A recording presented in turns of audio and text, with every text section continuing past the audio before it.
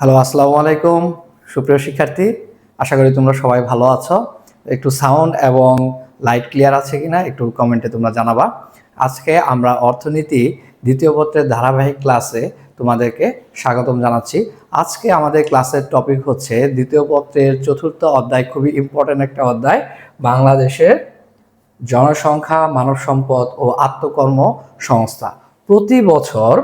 প্রতি বছর এই জায়গা থেকে আমার মিনিমাম দুইটা সৃজনশীল আসে। কয়টা আসে? দুইটা। এখানে সবচেয়ে বোঝার পার্টটা হচ্ছে জনসংখ্যার পার্টটা, আর এই মানব সম্পদ এবং আত্মকর্মসংস্থান এই দুইটা পার্টে আমাদের কি আছে, এখানে আমাদের হচ্ছে থিওরিটিক্যাল প্রশ্ন থাকবে। হ্যাঁ, তো এখানে এটা মুখস্থ পার্ট, এখানে কোনো ম্যাথ নাই, কিন্তু এই জনসংখ্যা পার্টটা থেকে আমাদের প্রশ্ন অ্যান্সার করতেই হবে। কারণ হচ্ছে যদি আমরা অর্থনীতিতে দ্বিতীয় পত্রে প্লাস পেতে চাই, প্রথম পত্রে তো একটু বেশি নাম্বার রাখতেই হবে, এবং দ্বিতীয় পত্রেও যদি আমরা 80+ নাম্বার পেতে চাই, তাহলে জনসংখ্যার যে দুইটা সৃজনশীল আসবে সেটা অবশ্যই কি করতে হবে, অ্যান্সার করতে হবে। তাহলে আমরা দেখো, তাহলে আজকে আমরা এই দ্বিতীয় পত্রের চতুর্থ অধ্যায়ের প্রথম ক্লাসে চলে এসেছি। প্রথম খণ্ড নিয়ে আমরা এখন আলোচনা করব। প্রথম খণ্ড জনসংখ্যার কি কি বিষয় নিয়ে আমরা আলোচনা করবো একটু দেখি। এখানে জনসংখ্যার নির্ধারক, জনসংখ্যার ঘনত্ব, জন্মহার, মৃত্যুহার, জনসংখ্যা বৃদ্ধির হার, শূন্য জনসংখ্যা বৃদ্ধি এবং জনসংখ্যা স্বাভাবিক বৃদ্ধির হার, নিট অভিবাসন, এই টপিকগুলো নিয়ে আলোচনা করবো। এখানে ম্যাথ আছে, প্রতি বছর এখান থেকেও প্রশ্ন আসে। তোমরা একটু গুরুত্ব সহকারে এই টপিকগুলো বোঝার চেষ্টা করবা। আচ্ছা, তাহলে একটু খেয়াল করি আমরা। দেখো, তাহলে আমাদের প্রথম টপিক হচ্ছে জনসংখ্যার নির্ধারক। নির্ধারক মানে হচ্ছে একটা বিষয়, যে কোনো বিষয়ের নির্ধারক যদি আমরা চিন্তা করি, যে ওই জিনিসগুলো কোন জিনিসগুলোর উপর ডিপেন্ড করে। যেমন জনসংখ্যা কি কি জিনিসের উপর ডিপেন্ড করে, জনসংখ্যা পরিমাণটা কি কি জিনিসের উপর ডিপেন্ড করে, মানে নির্ভর করে, ওই জিনিসগুলোকে আমরা বলবো কি, নির্ধারক। যেমন দেখো, একটি দেশের জনসংখ্যা সম্পর্কিত বিভিন্ন ধারণা, জনসংখ্যা সম্পর্কিত কি বিভিন্ন ধারণা, সাংখ্যিক পরিমাপকে জনসংখ্যার নির্ধারক বলে। মানে কি, যে বিভিন্ন ধারণাগুলো আছে, যেমন কি কি ধারণা, জন্মহার, মৃত্যুহার, জনসংখ্যা বৃদ্ধির হার, শূন্য জনসংখ্যা বৃদ্ধি, জনসংখ্যার স্বাভাবিক বৃদ্ধির হার, নিট অভিবাসন, এগুলার উপরে জনসংখ্যাটা কি করে নির্ভর করে। ঠিক আছে, যে কারণে এদেরকে বলা হয় কি, নির্ধারক। তাছাড়াও জনসংখ্যা বাড়বে কমবে তার নির্ভর করে এছাড়াও আরো কিছু রয়েছে, ভূপ্রকৃতির, জলবায়ু, মাটি, দেশের আয়তন, অর্থনৈতিক উন্নতি, জীবনযাত্রা মান, শিল্পায়ন ও যাতায়াত ব্যবস্থা, এসব কারণেও জনসংখ্যা বৃদ্ধি পাবে বা কম হবে কিনা, এগুলো কি করে, এই জিনিসগুলোর উপরেও সেটা নির্ভর করে। এই কারণে এদেরকেও নির্ধারক বলা হয়। এমসিকিউ প্রশ্নের জন্য এই পার্টটা মনে রাখবা, কারণ এখান থেকে একটা এমসিকিউ প্রত্যেক বছরই আসে, বলবে যে নিচের কোনটি জনসংখ্যার নির্ধারক বা নিচের কোনটি জনসংখ্যার নির্ধারক নয়। ওকে, আচ্ছা, তাহলে জনসংখ্যা পরিমাপ আমাদের, তাহলে এখানে এই চ্যাপ্টারের মূল ফ্যাক্ট হচ্ছে জনসংখ্যা পরিমাপ।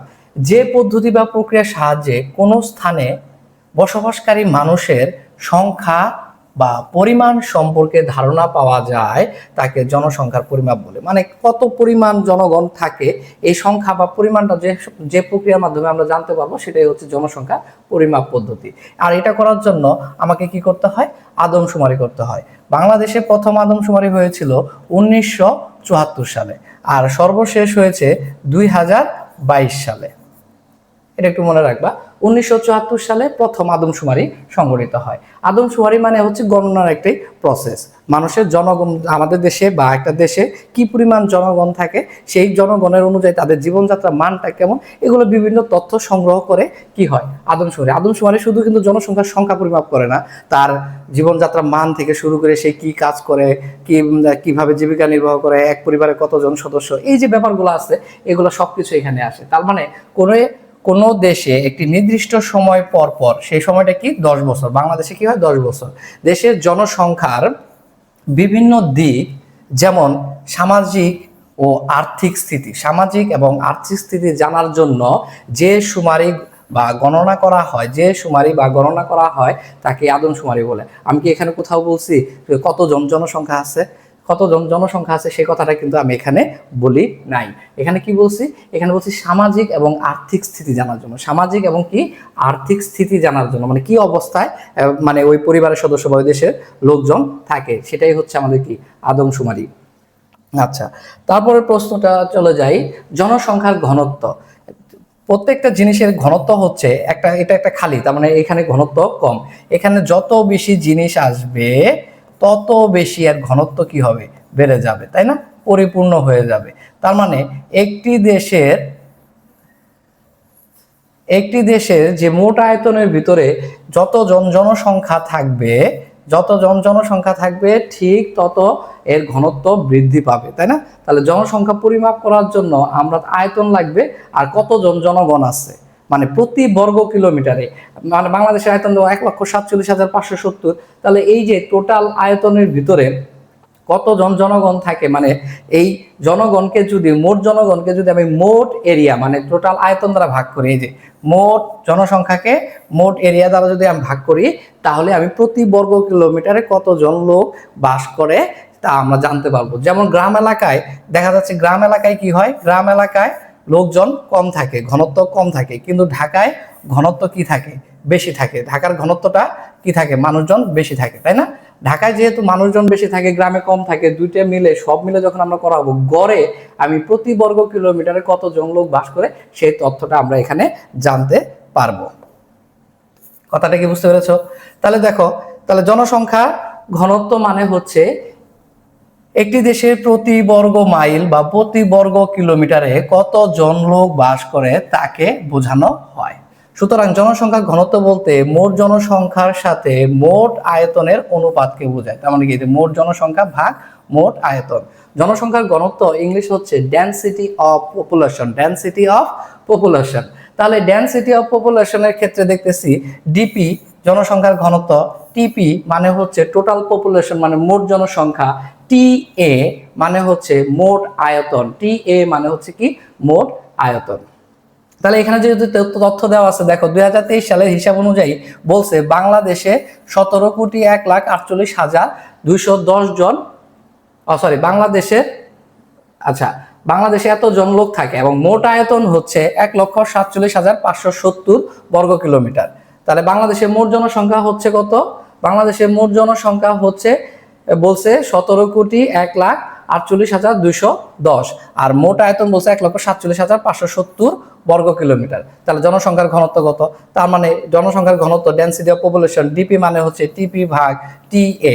তার মানে এই 17 কোটিকে আমরা যখন এই আয়তন দ্বারা ভাগ করবো, এটা হচ্ছে মোট জনসংখ্যা, এটা হচ্ছে মোট আয়তন, তখন আমাদের জনসংখ্যার ঘনত্ব দাঁড়াবে কত, 1153 বা 1153। তাহলে বাংলাদেশের জনসংখ্যার ঘনত্ব, বর্তমান ঘনত্ব আদমশুমারি অনুযায়ী কত দেখাচ্ছে, 1153। এটা মুখস্থ রাখবা এমসিকিউর জন্য, ওকে। তারপরের টপিকটা হচ্ছে খুব ইম্পর্টেন্ট, দেখো এখানে কি বলছে, জন্মহার, স্থূল জন্মহার, অশোধিত জন্মহার, সিভিআর মানে হচ্ছে ক্রুড বার্থ রেট। এটা এই চারটা একই কথা, জন্মহার যে কথা, স্থূল জন্মহার একই কথা, অশোধিত জন্মহার একই কথা, সিভিআর একই কথা। তাহলে একটা দেশে কি পরিমাণ মানে এই জন্মহার বের করার জন্য আমাদের কি করতে হবে, যে কতজন জীবিত শিশু জন্মগ্রহণ করে, কি কি তথ্য লাগবে, কতজন জীবিত শিশু জন্মগ্রহণ করে এবং ওই দেশে মোট কতজন লোক রয়েছে, এই দুইটা তথ্য যদি আমরা জানতে পারি তাহলে আমরা এই তথ্যটা পাবো। এবং এই গণনাটা হবে প্রতি হাজারে, মানে প্রতি হাজারে 1 লাখ লোক আছে, এখন মানে আমরা দেখো একটু আমরা সিম্পলি একটু বোঝার চেষ্টা করি। একটা দেশে মনে করো যে 1 লাখ লোক আছে, তাই না। আচ্ছা, যেহেতু 1 লাখ লোক আছে, ওই দেশে 100 কি করছে, জন্মগ্রহণ করছে, 100 জন কি করেছে, জন্মগ্রহণ করেছে। তাহলে আমরা যদি গড় করতাম 1 লাখে জন্মগ্রহণ করে, খেয়াল করো, যখন মানুষ ছিল যখন 1 লাখ, জন্মগ্রহণ করেছে কত, 100 জন। মানুষ যদি একজন থাকে তাহলে জন্মগ্রহণ করবে কত, ঐকিক নিয়ম, হ্যাঁ দেখো ঐকিক নিয়ম থেকে যদি মানুষ 1000 জন হয় তাহলে জন্মগ্রহণ করবে কত,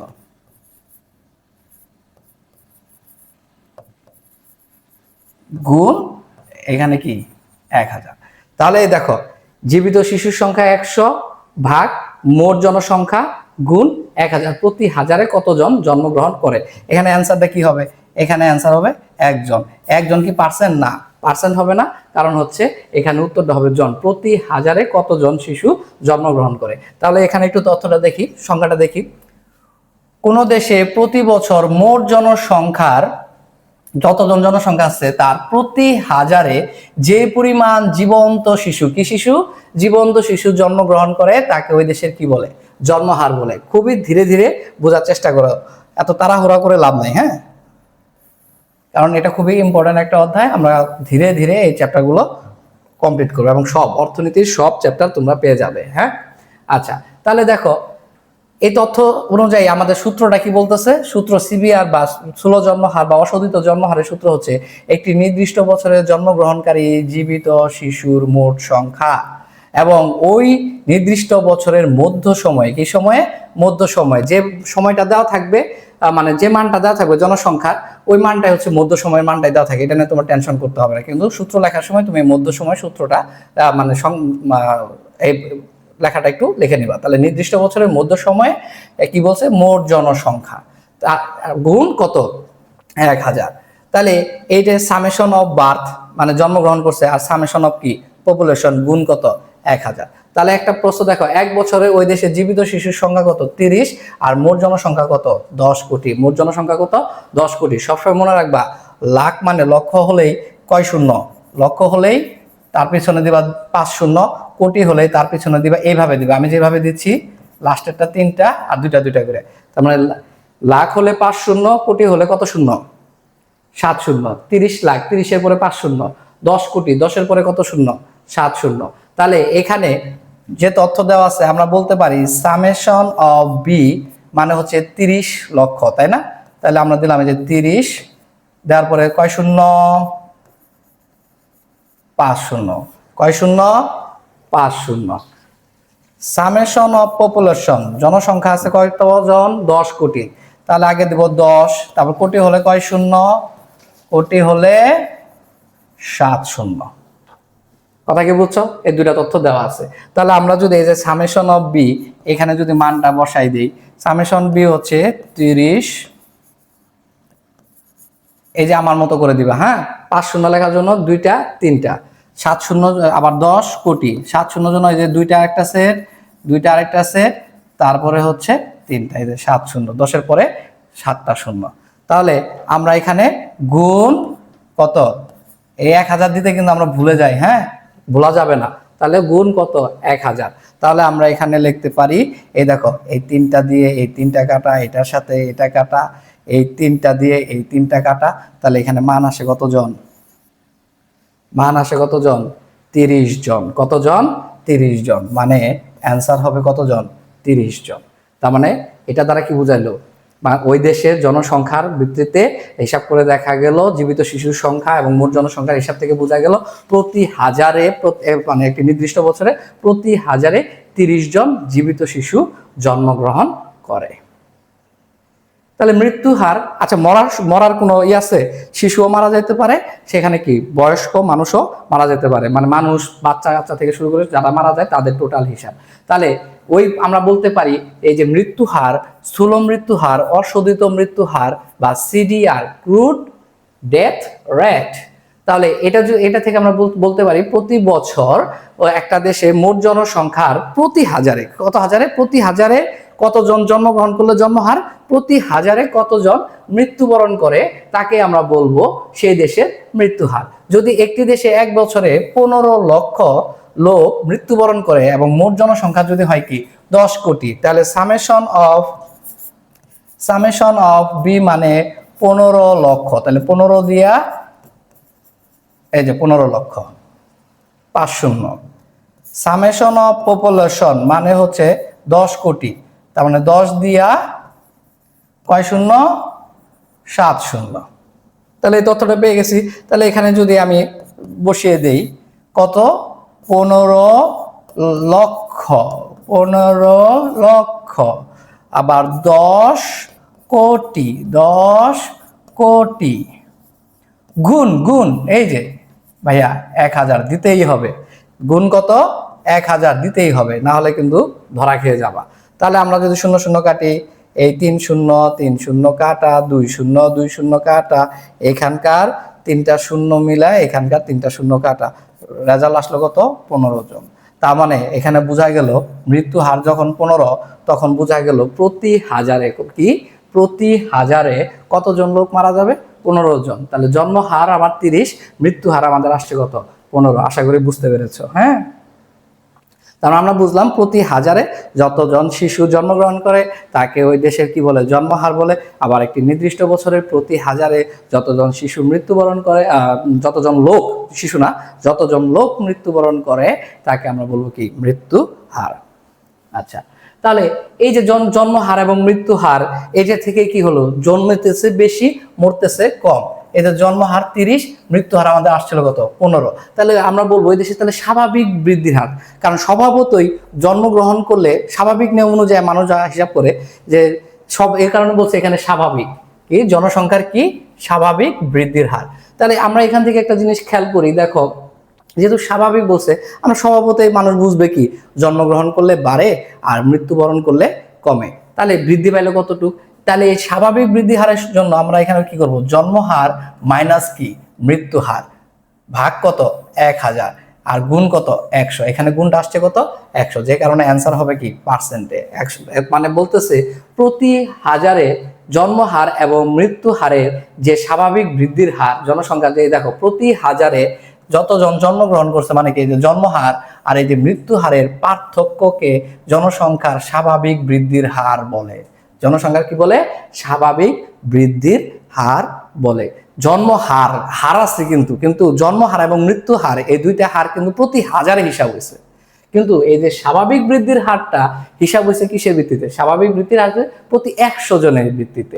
তাহলে এখানে সূত্র অনুযায়ী জন্মহার আমার কত? 30, মৃত্যু হার কত? 15, গুণ ভাগ কত? 1000, যে প্রতি হাজার। তাহলে 100তে কত? তাহলে আসো এখানে উপরে থাকবে কত? 15, নিচে থাকবে কত? 10, কারণ এই 2 শূন্য আর এই 2 শূন্য কাটা গেল 10। তাহলে 15 যদি আমি 10 দ্বারা ভাগ করি তাহলে এখানে অ্যান্সার আসবে কত? 1.5। তাহলে 1.5 অ্যান্সার। জনসংখ্যা স্বাভাবিক বৃদ্ধির হার 1.5%। 1.5%। তাহলে জন্মহার এবং মৃত্যু হার এই দুইটার অ্যান্সার একটু খেয়াল রাখবা। জন্মহার এবং মৃত্যু হার এই দুইটার অ্যান্সার কি আসে? জনে আসবে, কারণ প্রতি হাজারে হিসাব হয়েছে। আর স্বাভাবিক বৃদ্ধির হার গুণ এখানে যেহেতু 100 আছে, আমাদের এখানে কি উত্তর হবে কি? পার্সেন্ট। মনে রাখো। আচ্ছা, এখন দেখো জন্মহার এবং মৃত্যু হারের যে ওইখানে একটা হিসাব আসলো, যে জন্মগ্রহণ করছিল জন্মহার কত ছিল? দেখো আবার একটু খেয়াল করি। জন্মহার ছিল 30, মৃত্যু হার ছিল কত? 15। জন্মহার ছিল 30, মৃত্যু হার ছিল 15। তাহলে জন্মহার এখানে বেশি, মৃত্যু হার এখানে কম। কেন? এটা তো উল্টাও হতে পারতো, জন্মহার কম মৃত্যু হার বেশি, আবার সমানও হতে পারতো। তাহলে এর উপর ভিত্তি করে কিছু তথ্য আমাদের জেনে রাখতে হবে সৃজনশীলের জন্য। দেখো উন্নত দেশগুলোতে, যে দেশগুলো উন্নত সেখানে জন্মহার কম হয়, মৃত্যু হার বেশি হয়। মানে মানুষ কি করে? জন্মগ্রহণ কম করে এবং মৃত্যুবরণ বেশি করে। নতুবা সর্বোচ্চ পর্যায়ে গেলে কি হয়? এটা কি হয়? সমান হয়। তার উন্নত দেশগুলোতে মানে জন্মহার কম মৃত্যু হার বেশি, বা জন্মহার সমান এবং মৃত্যু হার সমান, জন্মহার সমান মৃত্যু হার, তখন ওটা কোন দেশ? উন্নত দেশ। কোন দেশ? উন্নত দেশ। আবার অনুন্নত কি? অনুন্নত বা উন্নয়নশীল দেশ, মানে যে দেশগুলো এখনো মানে ডেভেলপ করতেছে, ওই দেশে কি হয়? জন্মহার বেশি হয়, মৃত্যু হার কম হয়। মানে কি? ওই দেশের জনসংখ্যাটা কি থাকে? অধিক জনসংখ্যা থাকে। আর এখানে কি থাকে? জনসংখ্যাটা কি থাকে? নিম্ন জনসংখ্যা থাকে। কি জনসংখ্যা থাকে? নিম্ন জনসংখ্যা থাকে। আর এখানে জনসংখ্যাটা কোনো বাড়েও না কমেও না, স্থির থাকে। জিরো পপুলেশন গ্রোথ এখানে হবে। হ্যাঁ, তাহলে আমরা যদি বলি জনসংখ্যার স্বাভাবিক বৃদ্ধির হার যদি ধনাত্মক হয় তখন কি হয়? জনসংখ্যা বৃদ্ধি পায়। আর ঋণাত্মক হলে কি জনসংখ্যা কি পায়? হ্রাস পায়। বর্তমান বিশ্বে জনসংখ্যা, বিশ্বের যদি জনসংখ্যার হিসাব করি তাহলে এটার মান হচ্ছে 1.7%। তোমাকে এটা মুখস্থ রাখতে হবে, 1.7%। স্বল্পোন্নত দেশগুলোতে এই হার কত পার্সেন্ট? 2%। অধিক এবং উন্নত দেশগুলোতে এই হার কত পার্সেন্ট? 0.6%। দেখছো এখানে পার্সেন্ট বেশি আর এখানে পার্সেন্ট কম। কথা কি মনে থাকবে? তাহলে স্বল্পোন্নত দেশগুলোতে এই পার্সেন্ট 2%, অধিক বা উন্নত দেশগুলোতে এর হার গড়ে কত পার্সেন্ট? 0.6% মাত্র।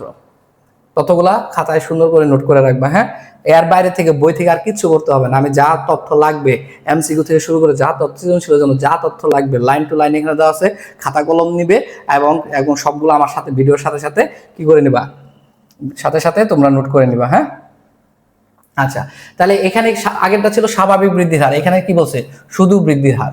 স্বাভাবিক বৃদ্ধির হারের ক্ষেত্রে আমরা দেখেছি জন্মগ্রহণ করলে বাড়ে এবং মৃত্যুবরণ করলে কমে। কিন্তু আসলে একটা দেশে প্রকৃত পক্ষে তাই হলে কি তাতেই কি চলবে?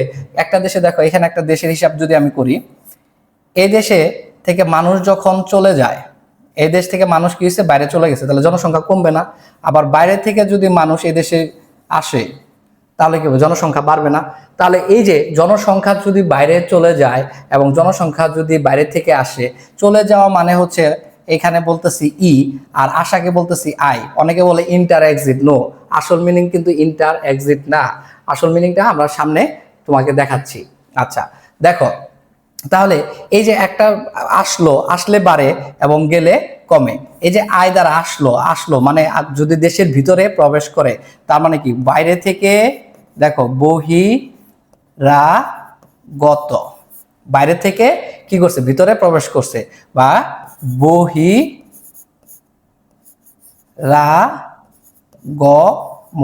বহিরাগমন মানে আগত বা আগমন। এই যে কি হয়েছে, বাইরে থেকে দেশের ভিতরে কি করছে, প্রবেশ করছে। তাহলে তাহলে এই আরেকটা জিনিস একটু খেয়াল করো, ই দ্বারা কি বুঝাইছে?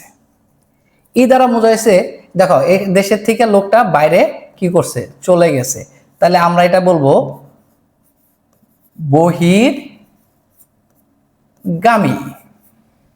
বহির্গামী, বা আরেকটা বলতে পারি বহির্গমন মানে কি বাইরে চলে গেছে, বাইরে চলে গেছে। একটা হচ্ছে আগমন আর একটা শুধু গামী গমন। কথা কি বুঝাইতে পারছি?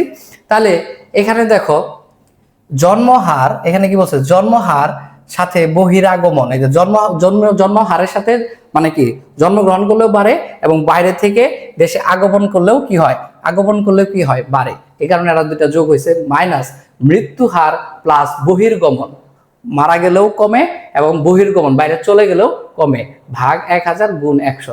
খালি আগের সূত্রের সাথে দেখো, আগের সূত্রের সাথে এখানে প্লাস, এখানে কি হয়েছে, এখানে আমাদের কি থাকবে,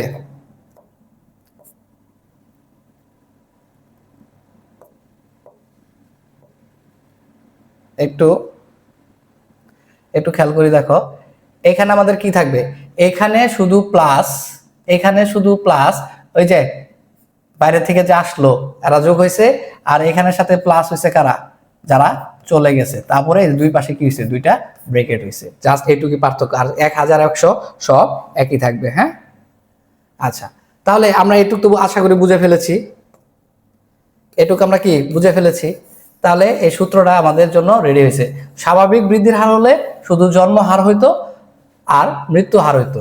আর যেহেতু এখানে শুধু বৃদ্ধির হার বলছে, জন্ম হারের সাথে বহিরাগমন যোগ হয়েছে ব্রেকেট, মাইনাস মৃত্যু হারের সাথে বহিরাগমন যোগ হয়েছে ব্রেকেট। এই ব্রেকেট দুইটা দিতে যেন ভুল করো না, অবশ্যই ব্রেকেট দুইটা দিতে হবে। তাহলে একটি দেশের জন্ম হার বলছে কতজন, 30, মৃত্যু হার কতজন, 15, বহির আগমন কতজন, 2 জন, বহির্গমন কতজন, 4 জন।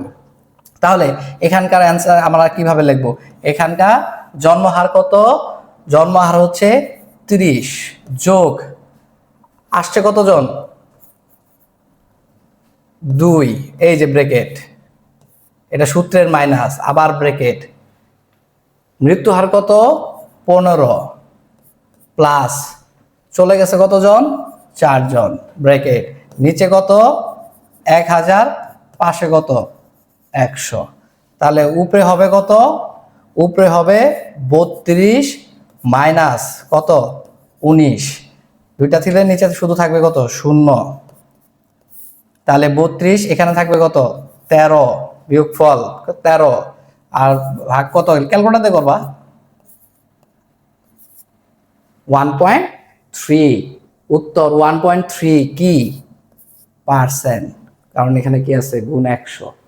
মনে থাকবে, খুব ভালোভাবে অঙ্কগুলো করে নিবা, প্রত্যেক বছর আসে কিন্তু। হ্যাঁ, কলেজ পরীক্ষা তো অবশ্যই আসবে। আচ্ছা, তাহলে এখন আমরা যেহেতু এটা দেখলাম, তার মানে কি আসা আর যাওয়ার যে কথাটা বলছিলাম, এই যে একটা দেশ থেকে একটা দেশের ভিতরে বাইরে থেকে লোক আসতেছে, আবার দেশ থেকে লোক বাইরে চলে যাচ্ছে, এই যে আসা যাওয়ার প্রসেসটাকে বলা হয় অভিবাসন। কি বলা হয়? অভিবাসন।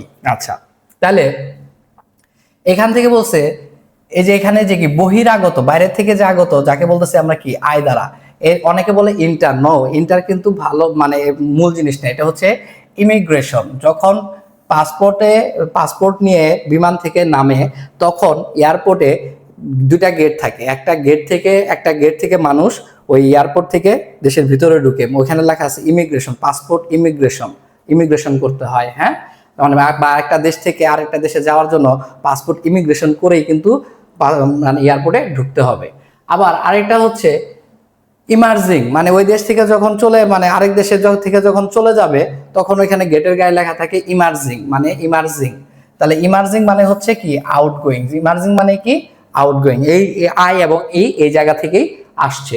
ঠিক আছে, তাহলে জনসংখ্যা মানে হচ্ছে পি দ্বারা প্রকাশ করা হয়। নেট অভিবাসন মানে হচ্ছে আই মাইনাস ই ভাগ কি, আই মাইনাস ই ভাগ পি গুণ কত 1000। এটা কি হিসাব করছে? প্রতি হাজারে। তাহলে কি এটা কি পার্সেন্ট হবে? এটা তো পার্সেন্ট হবে না। তাহলে ওখানে বলছে বহিরাগত হচ্ছে 580 জন, বহির্গামী হচ্ছে 250 জন। তাহলে জনসংখ্যা হচ্ছে কত? জনসংখ্যা হচ্ছে এখানে 23,570 জন। তাহলে আয়ের মান কত? আয়ের মান হচ্ছে 580 মাইনাস ইয়ের মান কত? 250, তাই না? আর এখানে হচ্ছে 23,570 গুণ কত? 1000।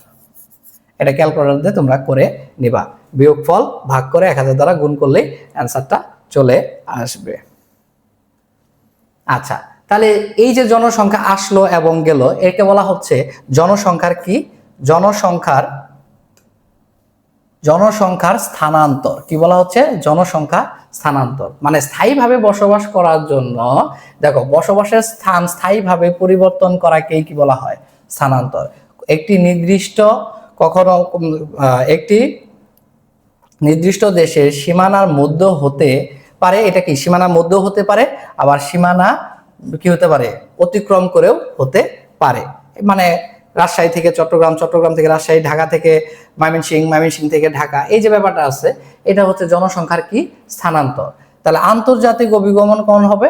যখন এক দেশ থেকে আরেক দেশে যাবে। যদি এক দেশ হতে অন্য দেশে গমনের মাধ্যমে বাসস্থানের কি হয়? পরিবর্তন হয়, তবে তাকে আন্তর্জাতিক কি বলে? অভিগমন বলে। তাহলে অভিবাসন জিনিসটা কি? অভিবাসন বলতে কোনো ব্যক্তি স্থায়ী বা অস্থায়ীভাবে বসবাসের লক্ষ্যে এক দেশ থেকে অন্য দেশে গমনকে বোঝায়। এক দেশ থেকে অন্য দেশে গমনকে কি বলে? অভিবাসন বলে। নিট অভিবাসন কি? নিট অভিবাসন ওই যে বিয়োগফল ছিল। তাহলে কোনো একটি, দেখো, কোনো নির্দিষ্ট অঞ্চলের মোট আগমন ও মোট নির্গমনের পার্থক্যকে নিট অভিবাসন বলে। ওই যে আই মাইনাস ই ভাগ পি গুণ 1000, এই যে পার্থক্য মানে বিয়োগফল। হ্যাঁ, নিট অভিবাসন বলে। আচ্ছা, তাহলে শূন্য জনসংখ্যা বৃদ্ধি কি? দেখো, জন্ম হার এবং মৃত্যু হার যখন সমান হয়, আগে বলছিলাম জন্ম হারও 30, মৃত্যু হারও 30, মানে যতজন জন্মগ্রহণ করে ঠিক ততজনই এখানে মৃত্যুবরণ করতেছে। তাহলে জন্ম হার এবং মৃত্যু হার যদি সমান হয়, তাকে আমরা বলবো শূন্য জনসংখ্যা বৃদ্ধি, জিরো পপুলেশন গ্রোথ। এখানে দেখো জিপিজি মানে বুঝাইছে, দেখো কি জিপিজি মানে বুঝাইছে? জিরো পপুলেশন গ্রোথ, শূন্য জনসংখ্যা বৃদ্ধি। সিভিআর বানানগুলো মনে রাখো, ওই যে স্থূল জন্ম হার, শুধু জন্ম হার একই কথা না? ওখানে জন্ম হার বলছে, এখানে সূত্রে স্থূল জন্ম হার বলছি, ভিন্ন কথা। অশোধিত জন্ম হার একই কথা। ক্রুড বার্থ রেট, বানানটা মুস্ত রাখবে, এমসিকিউতে আসে। ক্রুড ডেথ রেট, স্থূল মৃত্যু হার।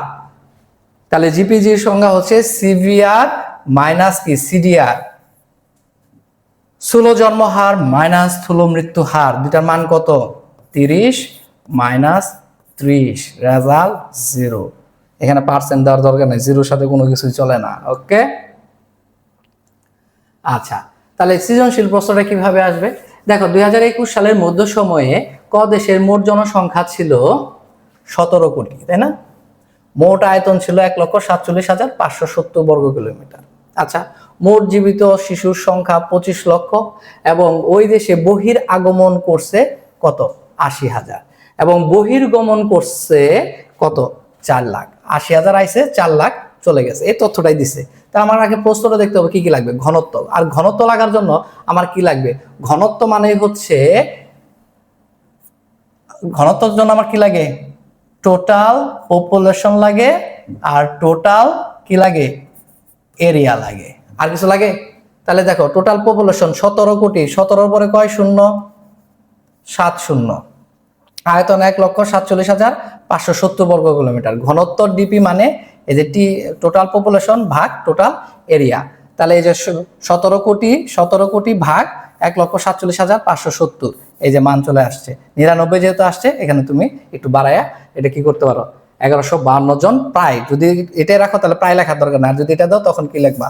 প্রায় লিখে দিবা। অথবা ক দেশের জনসংখ্যার ঘনত্ব হচ্ছে 1152 জন। তারপরে বলছে অশোধিত জন্মহার। অশোধিত কি? জন্মহার। অশোধিত জন্মহার মানে হচ্ছে সিভিআর। কি? সিভিআর চাইছে। সিভিআর এর সূত্র কি যেন ছিল? সিভিআর এর সূত্র আমরা জানি সামেশন অফ বি ভাগ সামেশন অফ কি? সামেশন অফ কি? পি গুণ কত?